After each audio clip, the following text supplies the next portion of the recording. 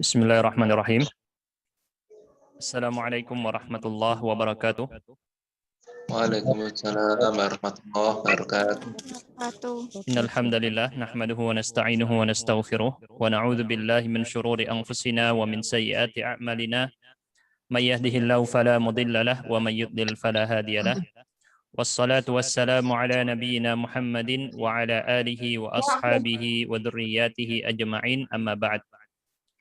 Baik, ayyuhal ikhwatu wal akhwat, alhamdulillah pada pertemuan kali ini kita bisa melanjutkan pelajaran kita, yakni di kitab Ajrumiyah, yang mana kemarin kita sudah mengambil bab tentang al-kalam. Betul ya? Tentang al-kalam. Dan di sini kita tampilkan di layar yang dibacakan oleh sang pengarang atau yang dituliskan oleh sang pengarang Ibnu Ajurrum rahimahullah ta'ala. Dan akan kita ulangi sekilas ringkas tentang apa yang disampaikan oleh beliau. Beliau mengatakan, Bismillah. Qala Ibnu Ajurrum rahimahullahu ta'ala, al-kalamu huwal lafzul murakkabul mufidu bil wad'i. Kalam adalah, kalam itu percakapan atau ucapan, maksudnya ya di sini ya, ucapan yang dimaksud bukan percakapan, maaf. Ucapan atau yang dimaksud lebih tepatnya kalimat. Di dalam bahasa Arab adalah lafadz yang terangkai, al-mufid yang berfaedah, bil wad'i dengan peletakan bahasa Arab.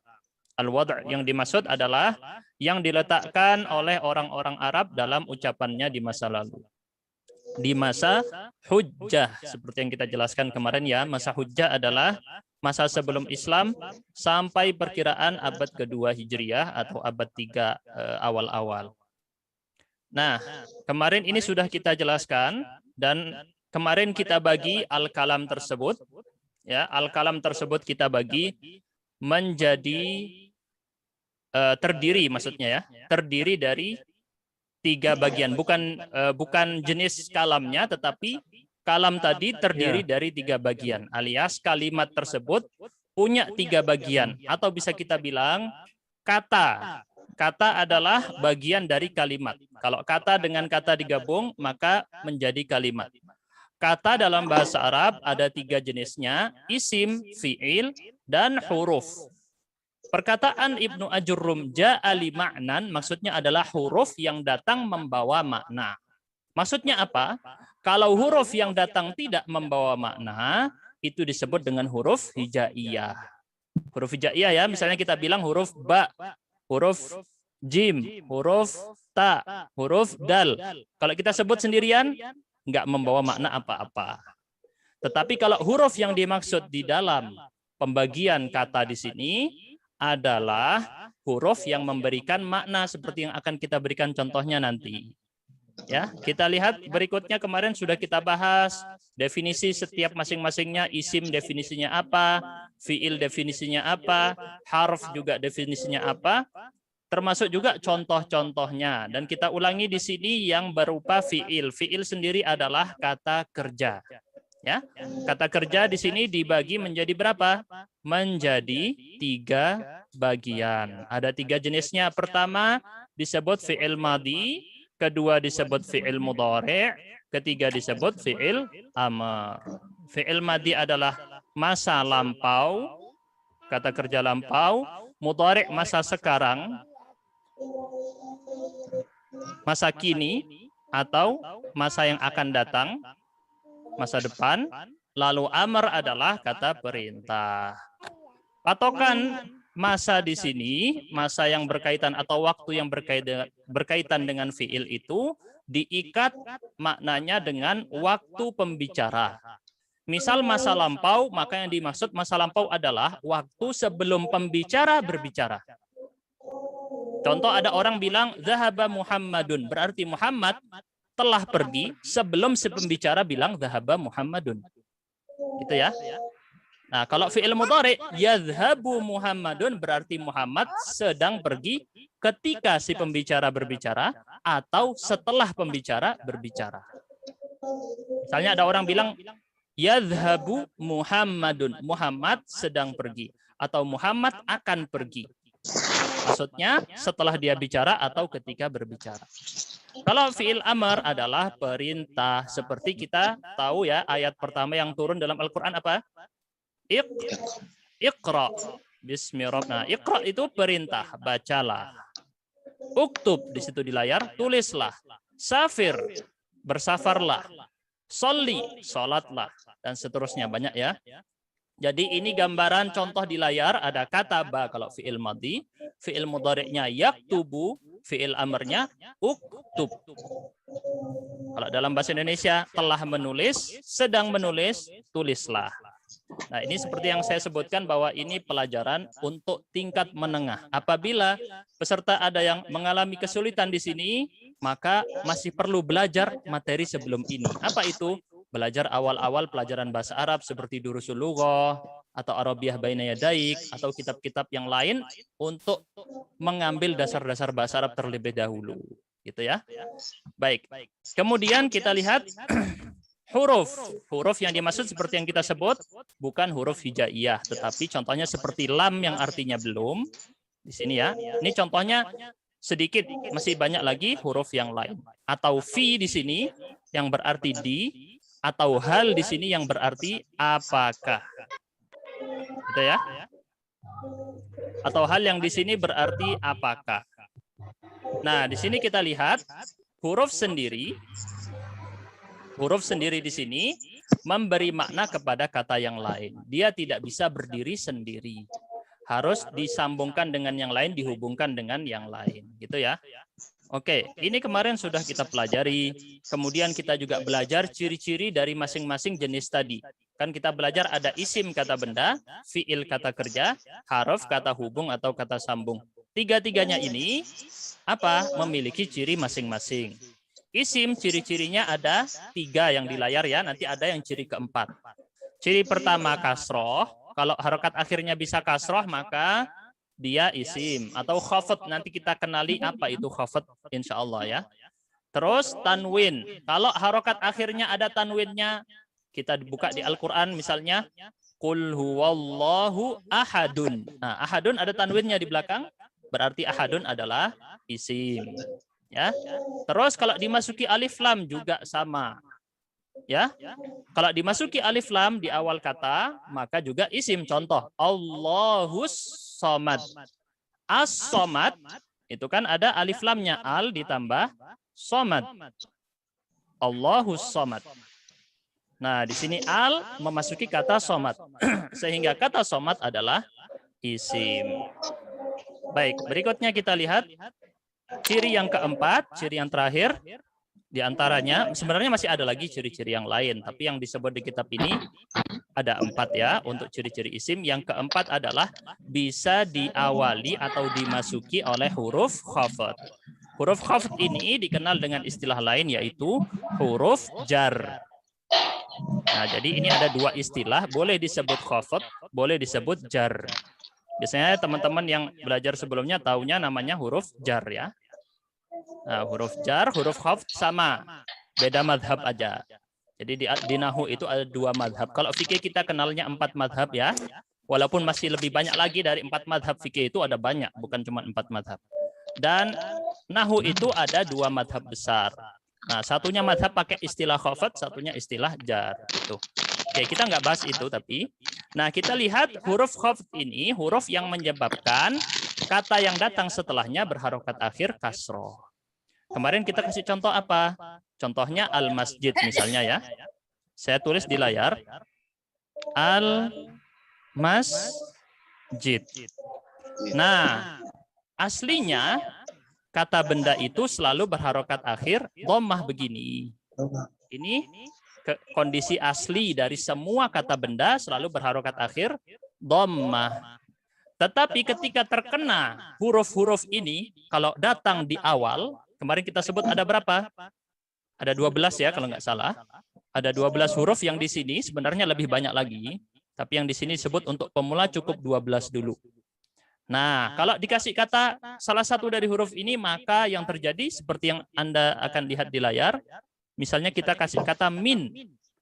Maka menjadi minal masjidi.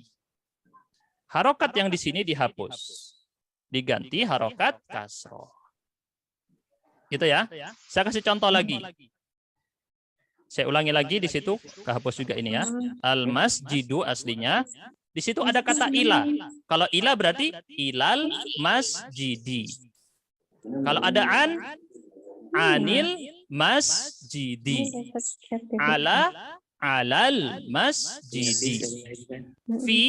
Fil masjidi. Dan seterusnya. Diterapkan semuanya di situ di layar ya. Fil masjidi. Ini contohnya misalnya. Atau dengan kata-kata yang lain. Di situ ada, kalau mungkin ada yang bertanya kemarin, rubba. Rubba ini artinya apa? Rubba ini bisa jarang, bisa sering. Artinya bisa jarang, bisa sering. Bisa banyak, bisa sedikit. Tergantung konteksnya. Ya, untuk rubba itu ada dua. Bisa berarti banyak, bisa berarti sedikit. Ini kalau rubba. Terus ada sisa 3 di belakang. Alba, al-kaf, al-lam. Apa sih ini alba, al-kaf, dan al-lam? Saya berikan contoh di sini di layar ya. Kita lihat misalnya kalau ba itu seperti apa? Seperti ini. Bil masjidi. Ini contoh dari ba. Bi di sini bisa berarti di, bisa berarti dengan. Kalau misalnya saya ganti dengan kaf, maka kita letakkan kal masjidi. Kal masjidi, seperti ini ya. Maka ini artinya seperti. Kemarin sudah kita jelaskan arti-artinya ya. Terus lam, kalau lam lil masjidi. Jadi bunyinya bi, ka, dan li. Bunyinya bi, ka, dan li.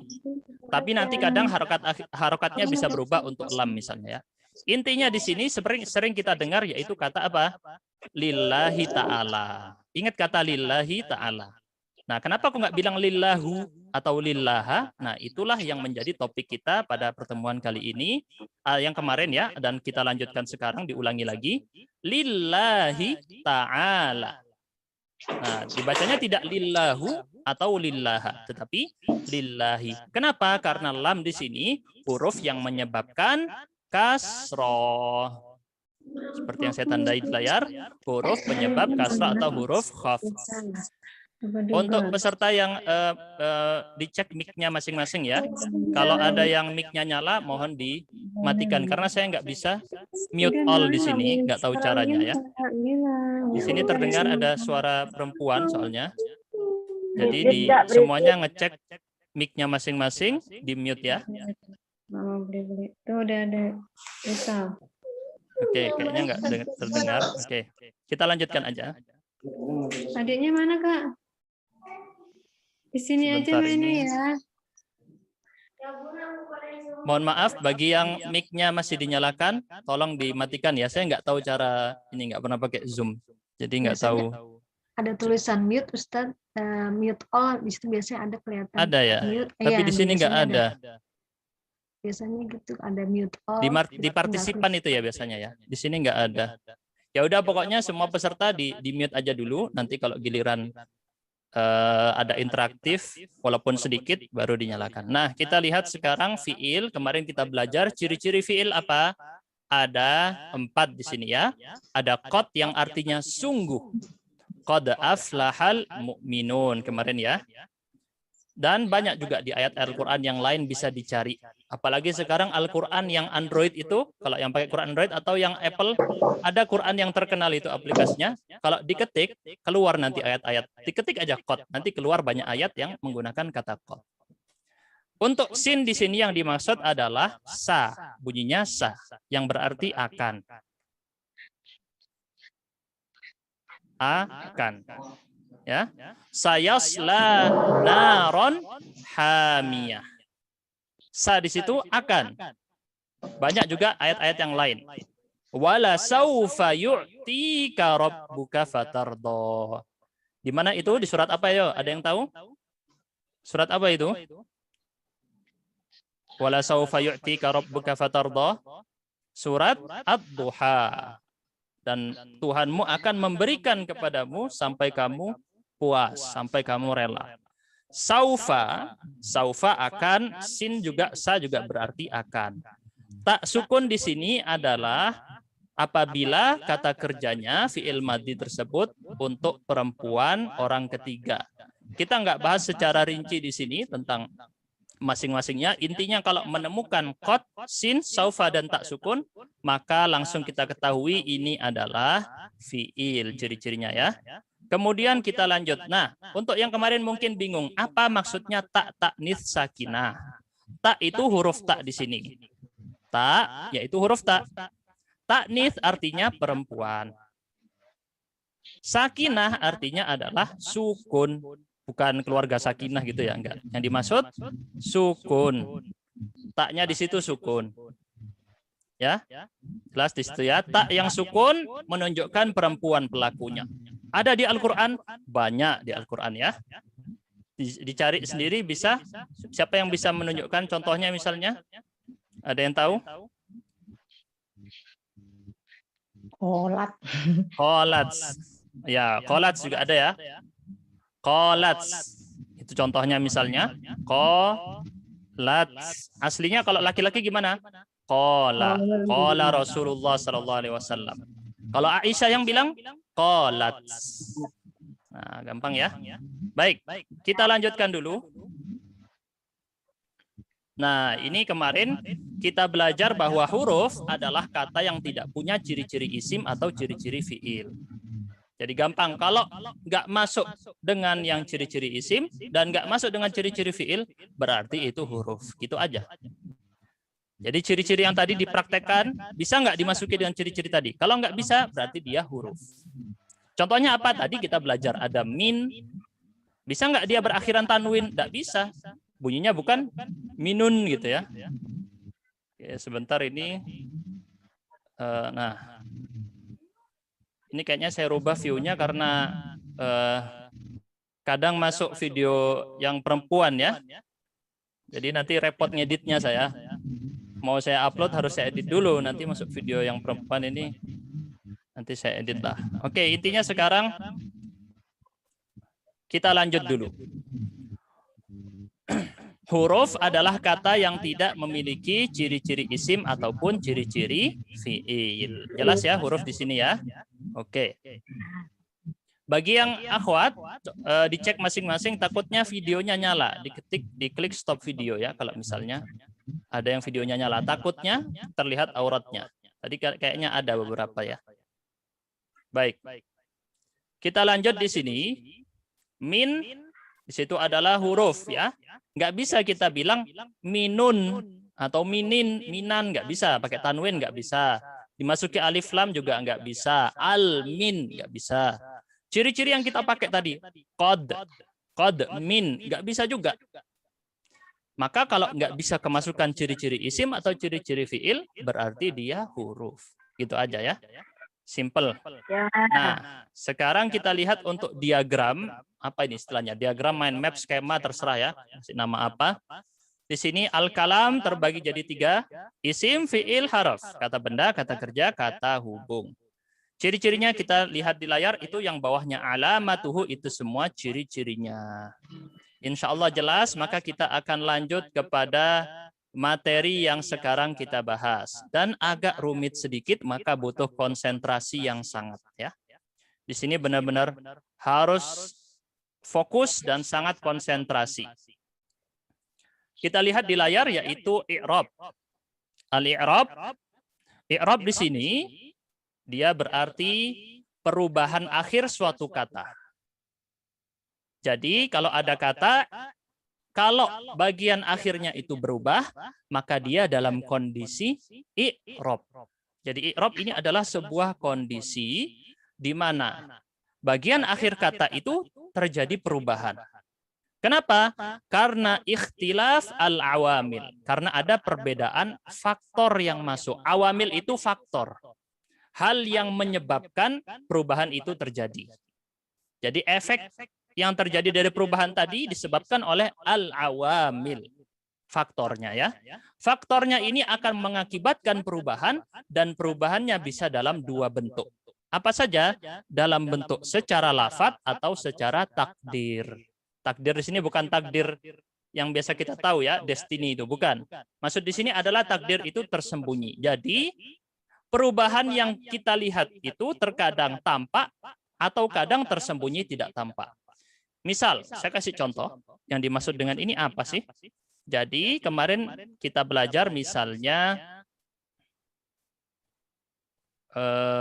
kita kasih contoh ya, misalnya, Zahaba Zaidun.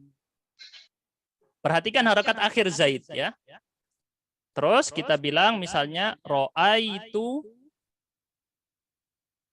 Zaidan.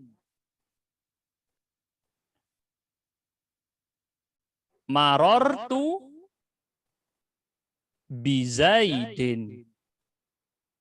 Nah, lihat baik-baik, Zaidun, Zaidan, Zaidin. Kok bisa berubah-berubah? Nah, inilah yang dibahas di dalam i'rab. Dan ini fokus topik pembahasan ilmu nahwu ada di sini. Yaitu membahas perubahan akhir dari setiap kata kalau berubah. Ada yang tampak, kelihatan mata, ada yang tidak tampak. Yang tidak tampak misalnya apa? Yang tersembunyi atau disebut dengan istilah takdir. Takdir di sini adalah artinya tersembunyi. Ya, ini arti yang lebih tepat. Kalau ada yang penerjemah ajrumiyah nerjemahkan lain, maka dia nerjemahkannya dengan versi bahasa. Adapun dalam istilah ulama nahwu, takdir di sini dimaksud adalah tersembunyi. Ini makna secara istilah ilmu nahwu, bukan secara bahasa.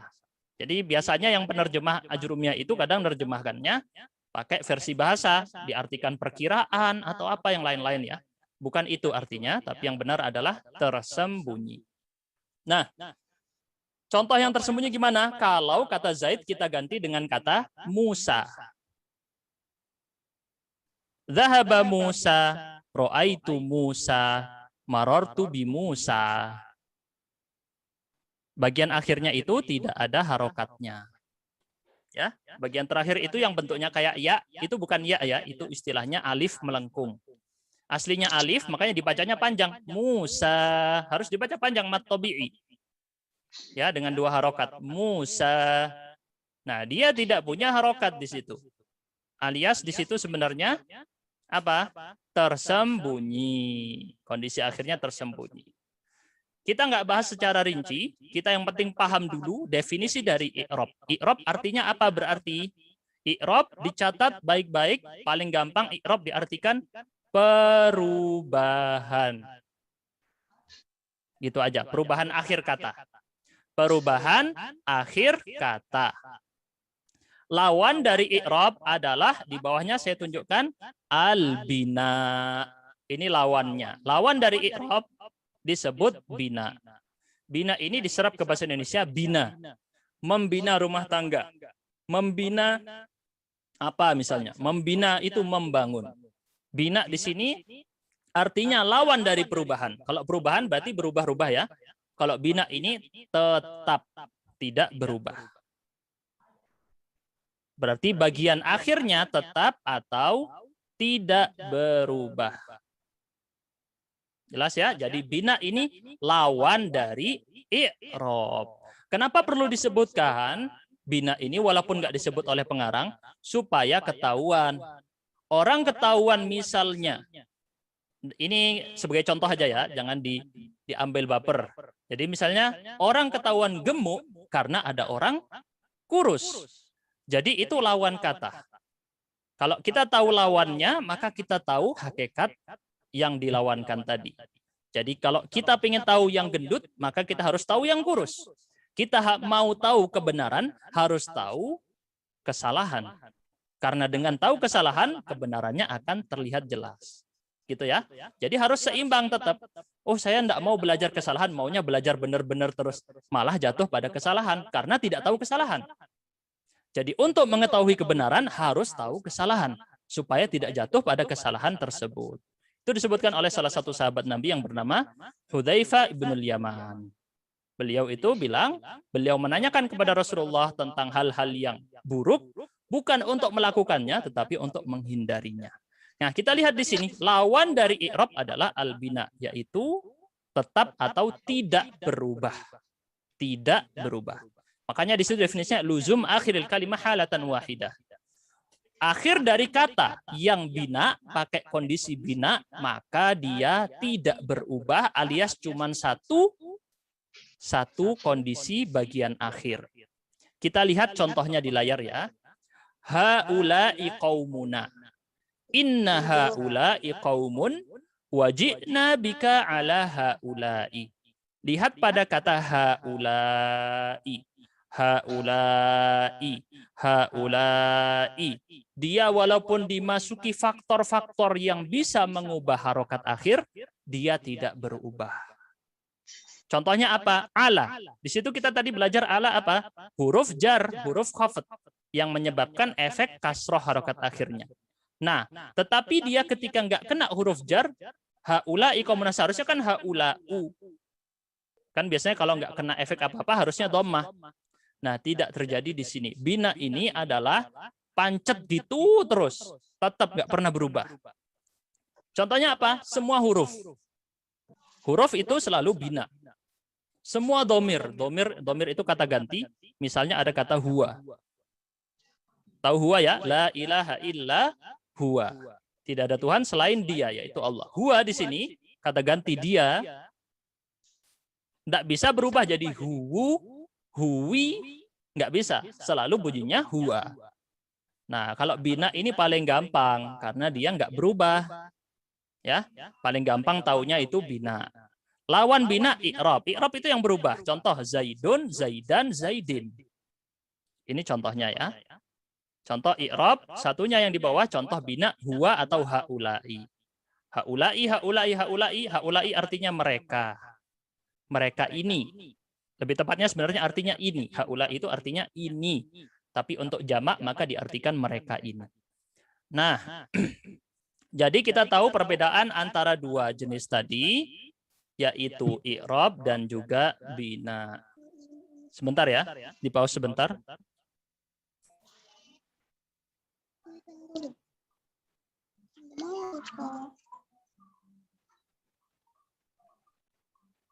Oke, kita lanjutkan.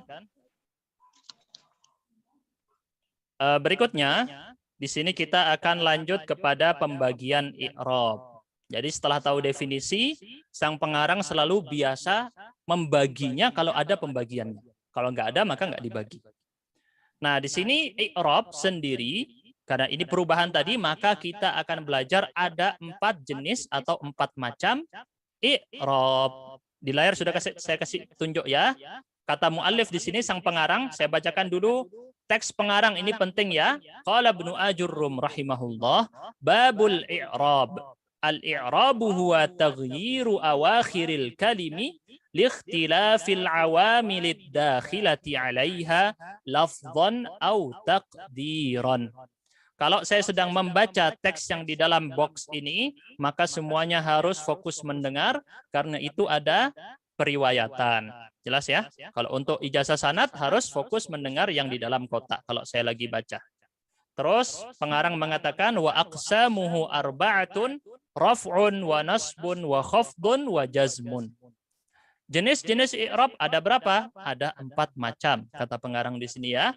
Salah satu yang pertama rafa, yang kedua nasab, ketiga khafat, yang keempat jazm. Nah, cara supaya mudah hafalnya gimana? Maka dihafalkan dengan ciri-ciri utamanya. Ciri-ciri aslinya adalah harokat. Kita tahu harokat ya, semuanya udah belajar tajwid, udah tahu ngaji Al-Quran. Harokat itu ada 4 yang kita kenal ya, sebenarnya 3. Sukun itu bukan harokat ya. Sukun itu bukan harokat. Harokat itu artinya bergerak. Gerakan. Sukun nggak bergerak. Sukun itu diam. Jadi harokat itu sebenarnya 3. Dhammah, fathah, kasroh. Sukun itu bukan harokat.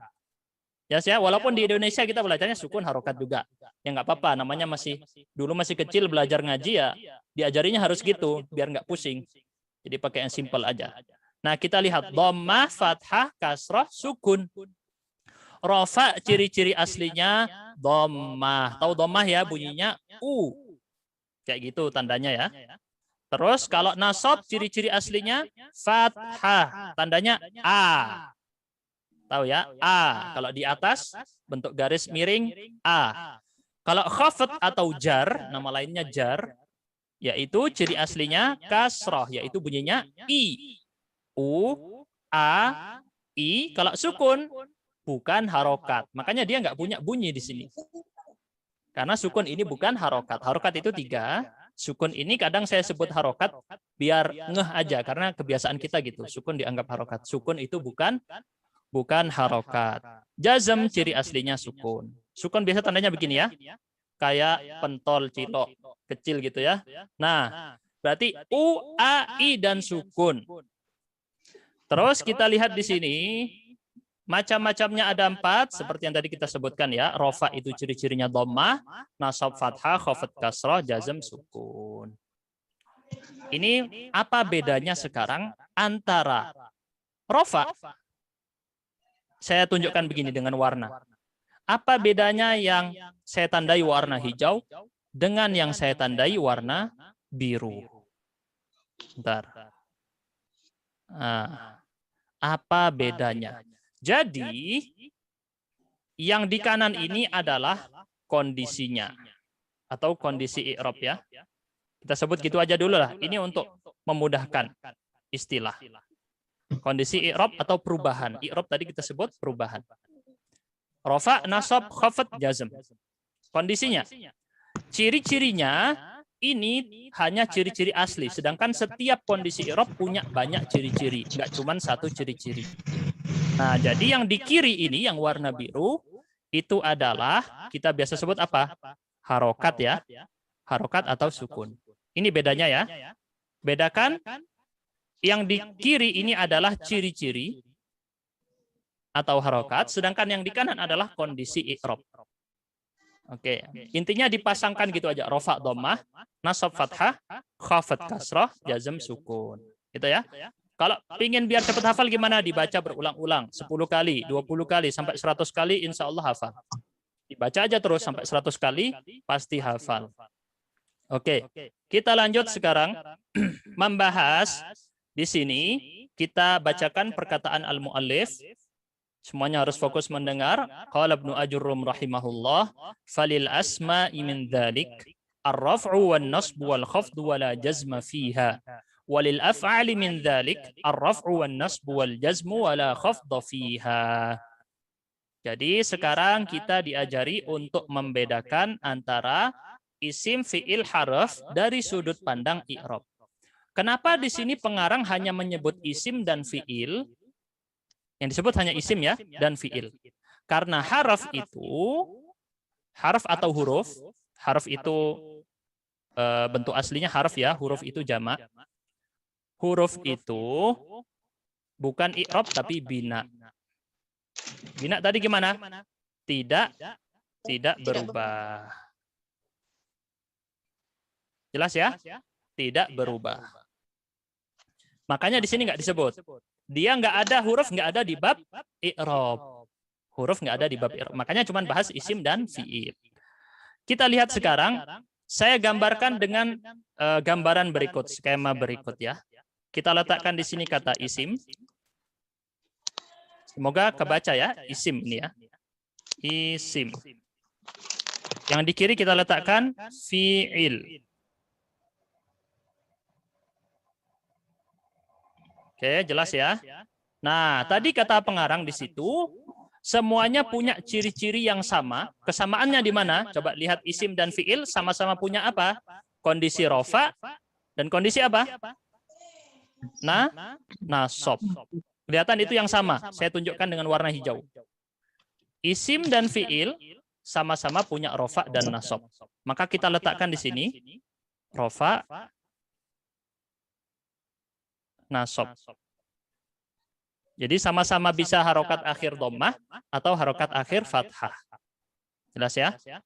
Kemudian yang khusus, setiap isim atau fi'il punya ciri-ciri khusus. Yang khusus saya tandai di situ al-khafdu dan al-jazmu. Maka kita letakkan al-khafdu ciri-cirinya siapa? Isim. Khusus untuk isim. Kalau jazm ciri-cirinya siapa? Fi'il. Nah, dengan begini maka kita bisa tahu Ternyata di sini apa? Ada kekhususan masing-masing. Kita beri tanda begini biasanya ya. Nah, kelihatan gambaran skemanya ini. Jadi gambarannya adalah nasab dan rofa sama-sama ada di isim dan fiil. Tapi kalau khafat khusus untuk isim, jazm khusus untuk fiil. Isim tidak bisa punya jazm, fiil tidak bisa punya khafat. Oke, agak pusing ya. Agak pusing. Jadi kalau dicocokkan dengan harokat, maka tadi kita ingat khafat itu kasroh. Yang bisa kasroh hanya isim, fiil tidak bisa kasroh. Contoh, kalau kita letakkan contohnya di sini. Contohnya fiil apa? Siapa bisa kasih contoh? Kafaro. Kafaro misalnya ya. Nah, tidak bisa dibaca kafari. Nggak bisa dibaca kafari. Karena ciri-ciri kasroh, bagian akhirnya kasroh itu khusus untuk isim. Fiil tidak bisa berharokat akhir kasroh. Jelas ya? Kemudian kalau jazm, jazm ini khusus untuk fiil. Siapa bisa kasih contoh isim? Contohnya apa? Ada banyak. Masjidun. Masjidun misalnya ya. Masjidun. Nah, masjidun di sini tidak bisa berharokat akhir sukun. Masjid. Kita hapus misalnya ini jadi masjid. Disukunkan, nggak bisa. Jadi ciri-ciri ini, sukun itu khusus untuk fiil, kasroh itu khusus untuk isim. Tapi keduanya sama di mana? Di rofa yaitu dhammah dan nasab yaitu fathah. Keduanya sama di dhammah dan fathah. Bisa sama-sama bisa. Masjidun bisa. Ya. Masjidan bisa. Kafaro bisa atau yakfuru bisa, yakfuro bisa, yadhabu bisa, yadhaba bisa. Oke, agak rumit memang ini awal-awal, tapi nggak usah terlalu fokus dengan contoh hanya membantu. Yang penting para peserta paham aja dulu kaedah yang diletakkan beliau. Yang ada di dalam tabel, yang di dalam kotak itu ya. Oke, kita lanjut sekarang ke ciri-ciri i'rab. Dan kita pada pertemuan kali ini hanya fokus membahas i'rab rofa. Tadi kita belajar ada berapa i'rab? Ada 4. Rofa, nasab, khafat, dan jazm. Nah, kita hanya membahas rofa saja. Sisanya yang 3, insya Allah kita bahas pertemuan besok, episode 3. Jadi episode sekarang kita belajar i'rab. Kita juga belajar ciri-ciri i'rab tadi ada 4. Ya, ciri-cirinya dhammah, fathah, kasroh, sukun. Ingat, bedakan ciri-ciri dengan kondisi. Saya sudah ulang berkali-kali tadi ya. Saya berikan penjelasan tadi, yang warna hijau di kanan itu kondisi i'rab. Yang di sebelah kiri itu warna biru, ciri-cirinya. Bedakan antara kondisi dengan ciri-ciri. Contoh misalnya, ada orang kondisinya kedinginan. Kondisinya kedinginan, ciri-cirinya apa? Pakai selimut. Nah, beda ya. Tapi nggak selamanya yang pakai selimut, dia kedinginan. Paham di sini? Jadi bedakan mana kondisi, mana ciri-ciri. Jangan sampai tertukar. Ini penjelasan saya, penjelasan versi gini aja ya, untuk yang gampang aja. Kalau rumit-rumitnya, saya sarankan entar aja. Jadi belajar itu bertahap. Belajar itu bertahap. Nggak ada ceritanya belajar bahasa Arab tuntas 10 hari. Nggak ada. Kalau ada belajar bahasa Arab tuntas 10 hari, satu Indonesia semuanya jadi ulama. Ya, satu Indonesia jadi ulama semua. Nggak ada anak mondok, dipondokkan 6 tahun anaknya. Ada yang mondok 3 tahun. Nggak usah, mondok 10 hari aja selesai. Hatam.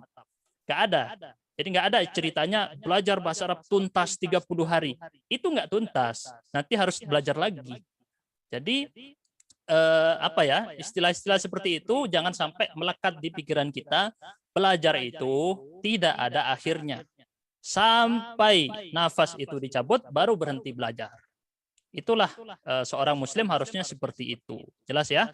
Baik, kita lanjut sekarang ciri-ciri i'rab. Nah, ciri-ciri i'rab tadi sudah kita belajar ciri-cirinya. ada dhammah, ada fathah, kasroh, dan sukun ya. Nah, sekarang kita rinci lebih dalam lagi. Tadi ada rofa, nasab, jazm, dan khafd. Kita ambil satu doang, yaitu rofa. Rofa. Saya bacakan perkataan pengarang. Qala rahimahullah, babu ma'rifati alamatil i'rab. Lirraf'i arba'u alamat. Ad-dhammatu wal wawu wal alifu wan nun. Kata pengarang di sini bab mengetahui ciri-ciri i'rab. Rafa memiliki 4 ciri-ciri, bukan hanya satu. Ciri-cirinya ada 4. Bisa dhammah, bisa huruf wawu, bisa huruf alif, bisa huruf nun. Maka kita lihat di sini dhammah adalah harokat. Sedangkan 3 yang lain, wawu, alif, dan nun disebut huruf hijaiyah.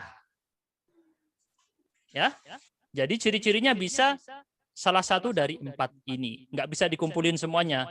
Itu namanya rakus. Jadi di sini hanya ambil 1 ciri-ciri. Kita pelajari sekarang masing-masing ciri-ciri. Kita belajar dulu ciri-ciri yang pertama dari rofa.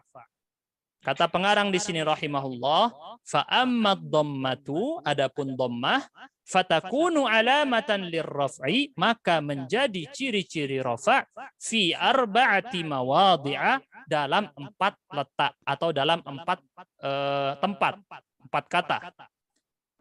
1, fil ismil mufradi, pada isim mufrad. Isim mufrad itu apa nanti kita bahas. Isim mufrad itu kalau kita sebut dalam bahasa kita tunggal. Kata tunggal yang jumlahnya 1. Wa jam'it taksiri, dan jamak taksir yaitu jamak. Jamak itu lawannya tunggal. Kalau banyak ya namanya jamak. Nah, makanya namanya sholat jamaah. Sholat jamaah itu berarti banyak yang ikut. Wa jam'il muannatsis salimi, dan jamak muannats salim. Jamak juga. Nanti kita bedakan ya antara 2 ini. Wal fi'lil mudhari'il ladzi lam yattasil bi akhirih syai'. Dan fi'il mudhari' yang tidak ditempel dengan sesuatu apapun di belakangnya. Yang di belakangnya tidak disambung sesuatu apapun. Itu kurang ya, belum saya tulis artinya. Nanti saya lengkapi. Jadi sekarang kita akan membahas dulu pembagian kata benda menurut jumlahnya. Jadi kata benda atau isim dibagi menjadi 3 berdasarkan jumlahnya. Ini saya kasih tunjuk, dibagi jadi 3. Pertama disebut mufrad. Istilah pertama disebut mufrad. Mufrad itu dalam bahasa kita adalah tunggal. Jumlahnya apa kalau mufrad? Jumlahnya adalah 1. Jumlahnya 1. Misal ada 1 orang, 1 buku, 1 pulpen, maka ini mufrad. Lawannya apa? Lawannya ada 2, ada musanna dan jama'. Ada musanna dan ada jama'. Nah, musanna adalah yang jumlahnya 2, jama' adalah yang jumlahnya 3 atau lebih. Ya, gampang diingat baik-baik. Mufrad jumlahnya 1, musanna jumlahnya 2, jama' jumlahnya 3 atau lebih. Ingat, ini kata benda. Saya kasih contoh untuk masing-masing. Misalnya di dalam bahasa Arab ada yang namanya buku. Bahasa Arabnya apa? Ada yang tahu? Kitabun. Kalau 1 bukunya kitabun. Kalau 2 nanti kita belajar namanya adalah kitabani. Ini artinya 2 buku. Kitabani. Kalau jamak, maka bahasa Arabnya kutubun. Nah, jadi ini bedanya mufrad, musanna, jamak. Dipelajari di mana? Dipelajari di yang saya bilang dasar bahasa Arab. Sebelum belajar ini udah harus belajar ini dulu sebenarnya. Ya, dipelajari di Durusul Lughah, dipelajari di Arabiyah Baina Yadaik dan lain-lain. Baru masuk ke Nahwu, makanya kita bilang ini tingkat menengah, bukan tingkat pemula. Tapi nggak apa-apa, bagi yang masih pemula, ambil saja, pasti dapat ilmu. Nggak mungkin enggak dari sini. Nah, kita lihat. Kitabun, kitabani, kutubun. 1 buku, 2 buku, buku-buku. Kalau banyak bukunya kita bilang buku-buku. Seperti kita bilang gunung, 1 gunung, 2 gunung. Kalau banyak, pegunungan. Gunungnya ada banyak, pegunungan. Itu ya gambarannya. 1 rumput, 2 rumput. Kalau banyak rumputnya, rerumputan. Contoh kasarnya kayak gini ya. Baik, kita sekarang lanjutkan ke materi berikut. Saya tunjukkan di sini. Karena tadi kita bahas isim terbagi 3 dan jamak sendiri terbagi lagi jadi 3. Jadi ini dibagi lagi. Ini saya kasih tunjuk. Jamak dibagi 3.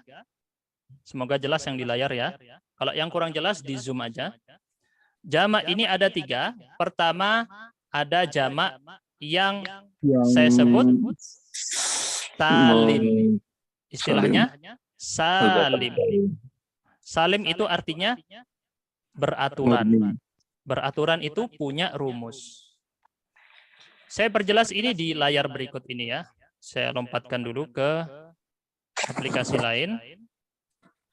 Saya perjelas di sini. Ini kayaknya kita bakal 1 jam sih belajarnya. Kayak 50 menit nggak cukup. Nggak apa-apa deh. Jadi saya tunjukkan di sini aja. Tadi kita belajar jamak ya. Jamak yang jumlahnya lebih dari 2. Alias 3 atau lebih. Nah, jamak ini terbagi menjadi 3. Dibagi lagi. Nah, jamak yang pertama di sini kita sebut sebagai jamak yang salim. Yang kedua juga salim. Yang ketiga namanya taksir. Apa bedanya? Salim itu beraturan, punya rumus. Salim itu beraturan atau punya rumus ya. Ntar saya hapus saja. Saya ganti punya rumus. Kalau taksir tidak punya rumus. Ini dipelajari juga di Durusul Lughah ya. Nah, sekarang apa bedanya yang pertama dan kedua? Yang pertama ini satunya mudzakkar, satunya muannats. Dalam bahasa Arab, kata itu dibagi 2, ada laki-laki, ada perempuan. Nah, mudzakkar ini laki-laki, muannats ini perempuan. Jamak taksir bukan laki-laki, bukan perempuan. Maksudnya apa? Bisa dua-duanya. Ya, saya kasih contoh di sini. Gambarannya adalah jamak mudzakkar. Jamak mudzakkar di sini rumus, punya rumus. Seperti halnya jamak muannats ini juga punya rumus. Sedangkan jamak taksir nggak punya rumus. Itu bedanya ya. Jamak mudzakkar kalau yang laki-lakinya banyak, misalnya dengan tambahan wawu dan nun. Contohnya gimana? Kalau bentuk mufrad kita belajar muslim. Muslim. Kita letakkan di sini muslim ditambah wawu dan nun menjadi apa? Muslimuna. Di Al-Quran banyak ya. Atau mu'minuna. Kafiruna, munafiquna. Kalau akhirannya waw dan nun, maka dia jamak mudzakkar salim. Kalau jamak muannats salim, rumusnya apa? Ditambah alif dan ta. Muslim tadi kita turunkan menjadi apa? Muslimatun. Muslimatun. Pernah dengar ya muslimat? Mu'minatun. Banyak lagi contoh-contoh yang lain. Kafiratun, munafiqatun, dan seterusnya.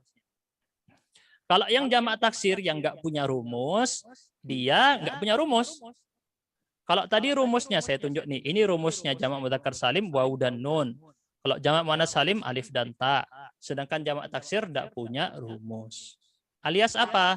Random. Dari mana kita tahu? Dari sering mendengar dan membaca. Contohnya seperti yang tadi kita kasih contoh, kutubun. Ini namanya jamak taksir. Ada kutubun. Bapak ini. Oke, ini gambaran ringkasnya ya, dan saya pikir semoga semua yang sudah ikut di Warnanya kajian ini ungu. sebenarnya sudah pernah belajar tentang ini. Sehingga di sini kita tinggal membahas lebih dalam. Nah, di sini kita lihat, ini gimana cara mute? Tolong di mute ya bagi yang Lah kemarin itu mau. menyalakan suara. Saya nggak tahu caranya ini. Ada yang nyalakan suara. Tolong di mute dulu. Alhamdulillah, wis ibu nggak bingung.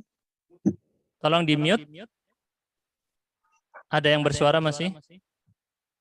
Nah, oke. Kita lihat di sini, dhammah adalah ciri-ciri dari rofa ya. Adalah ciri-ciri dari rofa. Dalam 4 posisi tadi disebut isim mufrad, isim tunggal. Saya tunjukkan di layar, semoga kelihatan yang di layar ya. Isim mufrad ini yang pertama, yang kedua jamak taksir, yang ketiga jamak muannas salim, yang keempat fi'il mudhari yang tidak ada embel-embelnya. Oh iya, nggak apa-apa. Baik, kita lanjut di sini.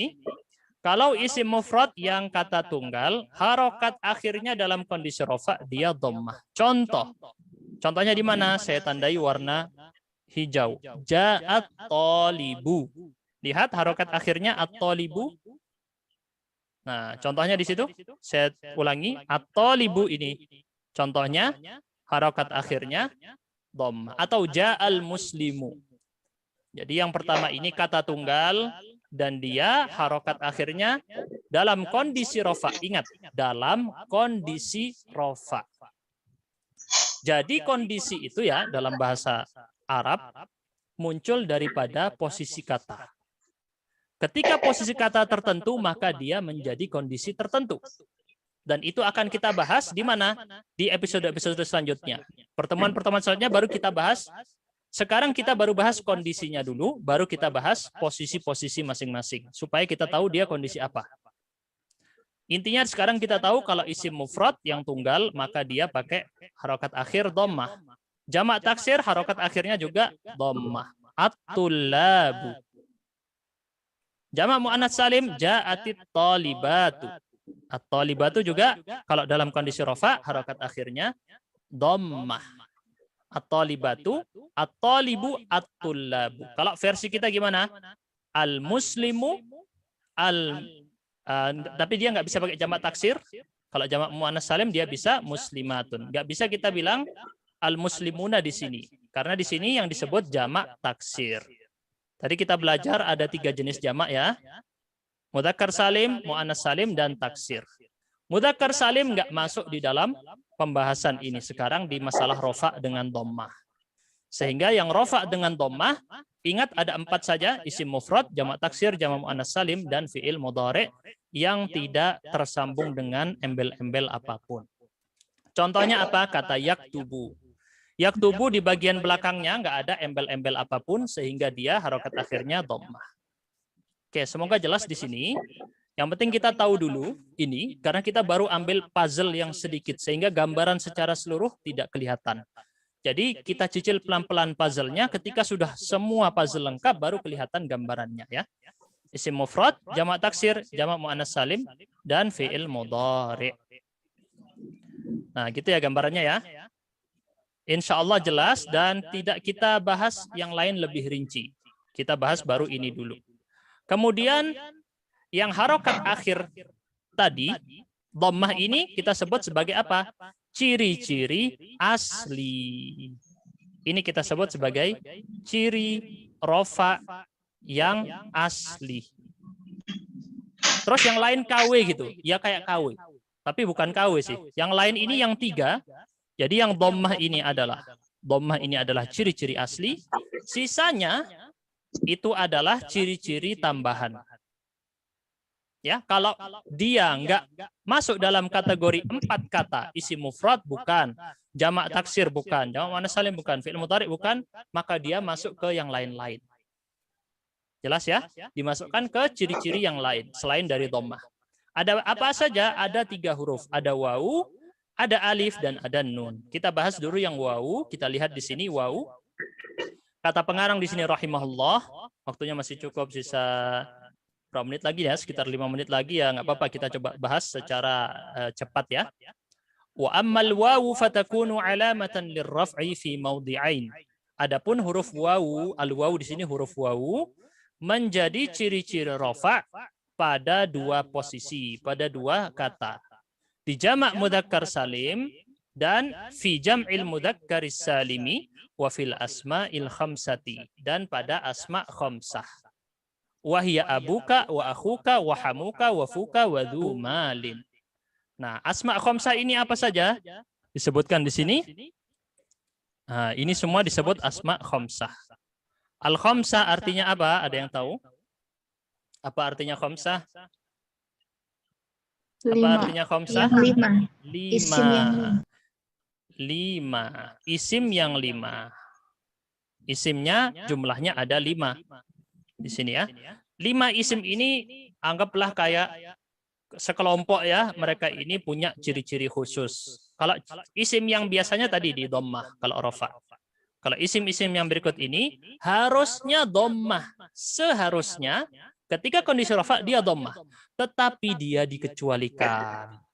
Jadi dua jenis kata ini, jamak mudzakkar salim alias yang tadi berakhiran wawu dan nun, rumusnya wawu dan nun tadi ya, atau ya dan nun, seperti muslimuna, dan asma' khamsah yang di layar abuka, akhuka, hamuka, wafuka, wadzumalin. Ini akan kita bahas secara rinci di pertemuan berikutnya, tidak sekarang ya.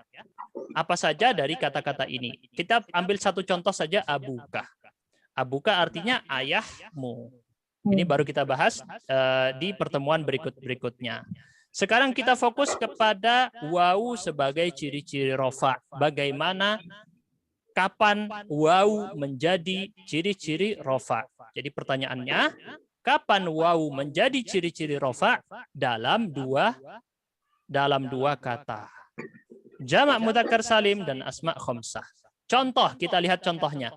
Ja'al mujtahiduna.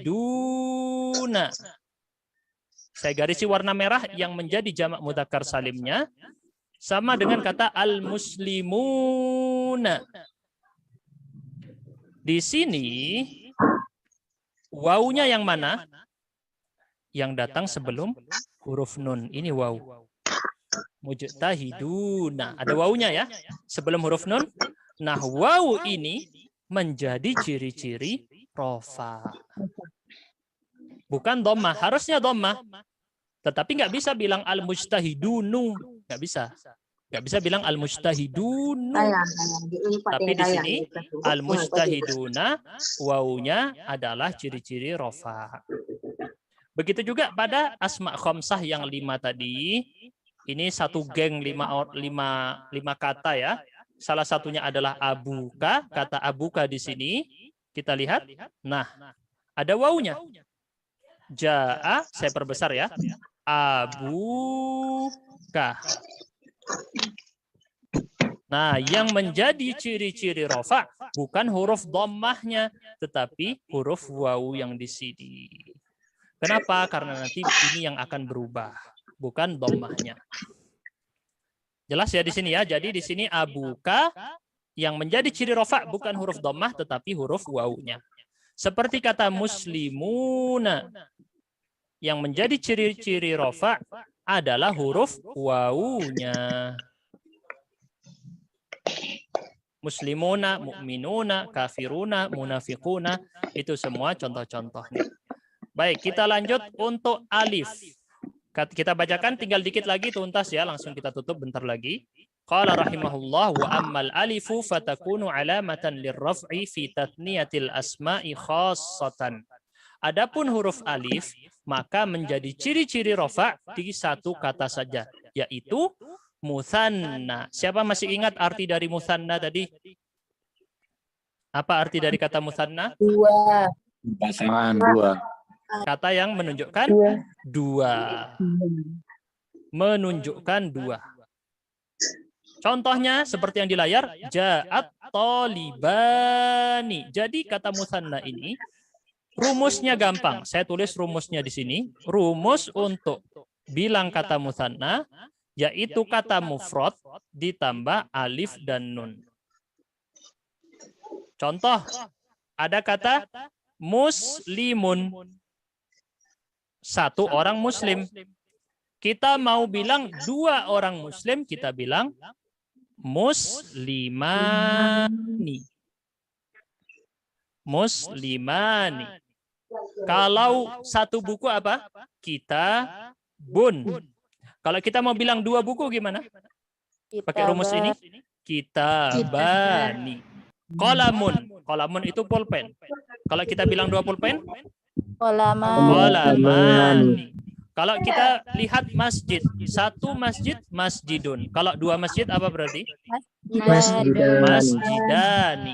Nah, kata yang ini tadi kita kasih contoh, seperti muslimani di sini, yang menjadi ciri rofaknya bukanlah dhammah. Seharusnya dhammah. Tetapi dia tidak pakai itu, dia pakai ciri-ciri alif. Lihat ada tanda alif di sini yang ada dari rumus tadi. Rumusnya ada alifnya ya. Nah, alifnya itulah yang menjadi ciri-ciri rofa. Oke. Semoga gambarannya jelas. Bagi yang masih bingung, ditonton ulang nanti videonya. Kan ada rekamannya, ditonton ulang. Insya Allah akan semakin jelas apa penjelasannya. Dan untuk rekaman pertemuan kali ini agak lambat karena tadi ada masuk beberapa video ini ya, sebagian peserta perempuan. Nah itu takutnya malu karena di situ kelihatan aurat kadang beberapa ya. Jadi harus saya edit dulu. Kalau sudah saya edit baru saya upload. Gitu ya. Kita lanjut. Satu lagi terakhir ini, yaitu ciri yang keempat dari rofa, yaitu huruf nun. Qala al-muallif rahimahullah, wa amman nunu, adapun nun, fatakunu alamatan lirraf'i, menjadi ciri-ciri rofa di lirraf'i fil fi'lil mudhari'i, pada fi'il mudhari'. Kapan? Idza tasala bihi dhamiru tathniyatin au dhamiru jam'in au dhamirul muannatsatil mukhatabati. Kata beliau, adapun huruf nun menjadi ciri-ciri rafa' di fi'il mudhari' apabila terhubung dengan dhamir musanna, dhamir jamak, dhamir muannats orang kedua. Apa itu dhamir? Makanya saya bilang ini kajian untuk tingkat menengah karena yang pemula harus tahu dulu dhamir itu apa. Dhamir itu adalah kata ganti. Seperti saya, dia, mereka, kamu. Itu namanya kata ganti ya. Saya, dia, mereka. Kalau bahasa Inggris apa? I, you, they, we, he, she, it. Kayak gitu. Itu adalah dhamir. Dhamir di sini apabila mengenai fi'il mudhari' dalam 3 bentuk dhamir yang sebenarnya ini istilah lainnya adalah af'al khamsah. Kalau tadi asma khamsah itu isim yang 5. Sekarang af'al khamsah itu fi'il yang 5 dan akan kita pelajari lebih rinci di pertemuan-pertemuan berikutnya. Nih, saya tunjukkan ya. Af'al khamsah adalah fi'il yang 5. Ada 5 fi'il khusus yang dia itu kalau fi'il yang biasanya contoh, saya kasih contoh.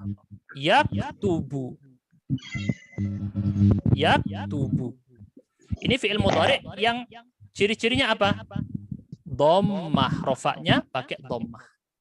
Di sini rofa untuk 5 fi'il ini khusus pakai huruf nun. Contoh kita lihat at-talibani yaktubani. Yang menjadi ciri-ciri bukan dhammah tetapi huruf nun yang di belakang. Yaktubuna. Jadi ciri-ciri huruf nun yang di belakang. Taktubina yang menjadi ciri-ciri huruf nun yang di belakang. Jadi huruf nun di sini berperan menjadi ciri-ciri rofa. Apa bedanya secara masing-masing kata? Jadi di sini memang ada bedanya ya, dipelajari nanti di fi'il khamsah. Insya Allah kita pelajari. Yang mana di sini yang di atas menunjukkan 2 orang pelaku. Saya tunjukkan di sini 2 pelaku. Dhamir tatniyah ini artinya 2 pelaku. Kalau wawul jamaah di sini pelakunya jamak laki-laki. Kalau yaul mukhatabah di sini adalah pelakunya kamu perempuan.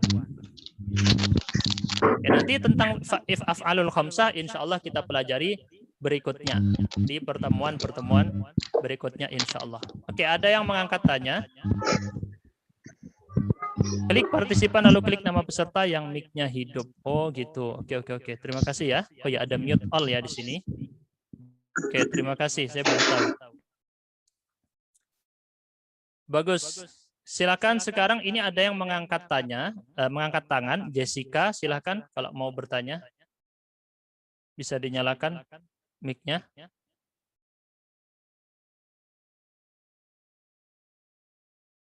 Boleh bertanya? Bentar. Kepencet.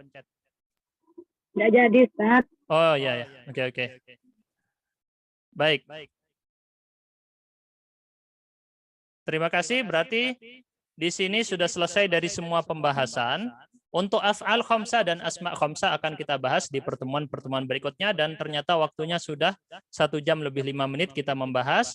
Insya Allah kita lanjutkan di pertemuan-pertemuan berikutnya ya. Bismillah ta'ala. Terima kasih yang sudah semangat hadir mengikuti dari awal sampai akhir. Kalau ada yang mau bertanya silahkan. Kalau tidak ada maka langsung kita tutup. Sepertinya tidak ada ya. Tidak ada yang bertanya berarti insya Allah sudah jelas semuanya materinya. Kita tutup dengan kafaratul majlis. Subhanakallahumma bihamdika asyhadu an la ilaha illa anta astaghfiruka wa atubu ilaik. Terima kasih sudah hadir semuanya. Di sini ada sekitar 60-an orang tadi atau 50-an orang ya. Barakallahu fiik. Iya, materinya cukup banyak. Jadi dicerna dulu. Memang ini kita pakai metode orang terdahulu 700-an tahun yang lalu. Jadi metodenya agak sulit memang. Tapi kalau nanti kita udah ngeh, gampang jadinya. Jadi namanya belajar ada prosesnya, kita nikmati dulu prosesnya, nanti lama-lama akan lumayan ngerti. Makanya saya bilang ini adalah kajian tingkat menengah. Sebentar ini saya baca dulu chatnya. Iya, untuk matan tadi sudah saya baca di awal. Matan tadi sudah saya baca di setiap, jadi matan saya bacakan setiap tanda kotak begini. Nah ini kalau ada tanda kotak begini itu matannya. Ya, kalau yang tanda kotak di dalam kotak itu adalah matanya. Kalau yang nggak ada tanda kotaknya, nah ini bukan matan. Jelas ya? Ini syarahnya. Jadi saya ambil yang pakai tanda kotak, ini matannya perkataan Ibnu Ajurum yang di dalam tanda kotak. Baik, barakallahu fiik. Terima kasih sudah pada hadir semua. Kita tutup. Wassalamualaikum warahmatullahi wabarakatuh. Waalaikumsalam warahmatullahi wabarakatuh. Ya, sama-sama. Barakallahu fiikum wa iyyakum.